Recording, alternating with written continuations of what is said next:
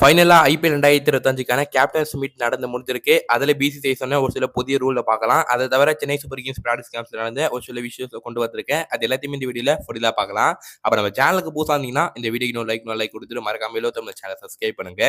இப்போ வாங்க கைஸ் வீடியோக்குள்ள போலாம். ஃபர்ஸ்ட் ஆஃப் ஆல் சிஎஸ்கேட பிராக்டிஸ் கேம்ப் அப்டேட்ஸ்லாம் பார்க்கறதுக்கு முன்னாடி ஒரு சில முக்கியமான ஐபிஎல் 2025க்கான புதிய ரூல்ஸ் பிசிசிஐ போட்டிருக்காங்க. இது ஆல்வேஸ் பார்த்தா இருந்தது தான். அதுல ஒரு சில சேஞ்சஸ் கொண்டு வந்திருக்காங்க.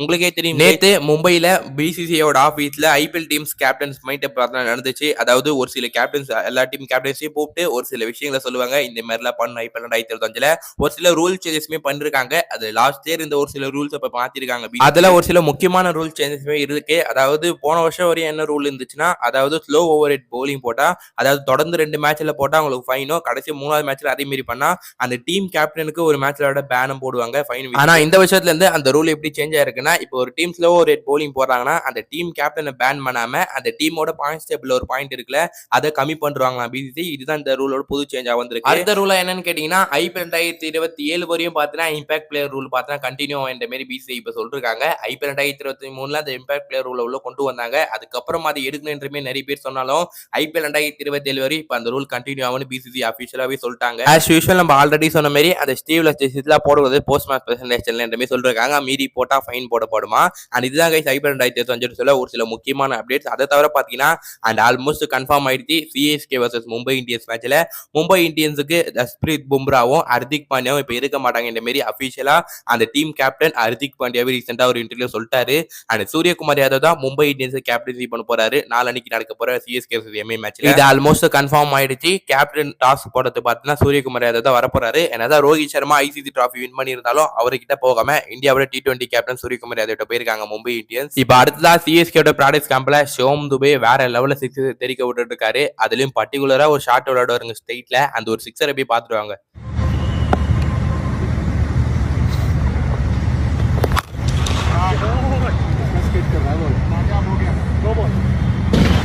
கைஸ் ஷியோம் துபே என்ன ஒரு ஷாட். அந்த ஷாட்ல பார்த்தா ஒரு பேட்ல பட்டோன்னா அந்த சிக்ஸர் போய் ஸ்டாண்ட்ல இறங்கும்போது ஒரு சவுண்ட் கேட்கும் பாருங்க. வேற லெவல் இருந்துச்சு அந்த சவுண்டே. அண்ட் அடுத்ததான் நேத்தன் எலிஸ் அவரோட சிஎஸ்கேட முதல் பிராக்டிஸ் கேம்ப் அட்டென்ட் பண்ணிருக்காரு சேப்பாக்ல. அண்ட் நல்லாவே போயிருக்குங்க அவருக்கு. அவர் பவுலிங் போட்ட மாதிரி வீடியோ கிளிப்ஸ் கிடைக்கல. பட் அவர் பிராக்டிஸ்ல நல்லா பண்ணிருக்காருன்ற மாதிரி ரெஸ்ட்னா பார்த்தீங்கன்னா ஒரு சில நியூஸ் வருது நம்மளுக்கு. சிஎஸ்கே ஒரு நல்ல ஃபாஸ்ட் பவுலிங் ட்ராக்கா இருக்குன்னா நேத்தன் எலிஸை கண்டிப்பா ட்ரை பண்ணலாம் கைஸ். அதுவும் சேப்பாக்கு விக்கெட்டுக்கு இவர் கண்டிப்பா சூட் ஆவார். நேத்தன் எலிஸ் நல்லாவும் பண்ண முடியும் அவரால். பாப்போம் சிஎஸ்கே என்ன பண்றாங்கன்னு. அடுத்ததான் நம்ம தல தோனியோட வேற லெவல் ஒரு ஷாட் விட்டுருப்பாரு. அந்த வீடியோ கிளிப்ல பாருங்க.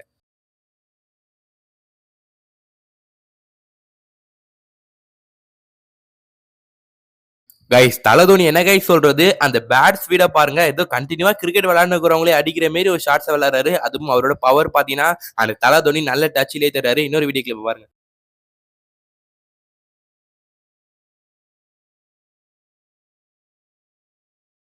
கைஸ் அண்ட் இது ஒரு வேற லெவல் மூமெண்ட் தான் சொல்லணும். தலதோனி எல்லாருக்கும் ஆட்டோகிராஃப் போடுவாங்க. அப்ப அந்த சைட்லயும் கூப்பிடுவாங்க. அதுக்கு தலதோனி இருங்க நானும் வந்து சைன் போடுறேன்ற மாதிரி சொல்லிருப்பாரு. அண்ட் வேற லெவல் ஒரு 50% கைஸ் தலதோனி பொறுத்தவரையும்.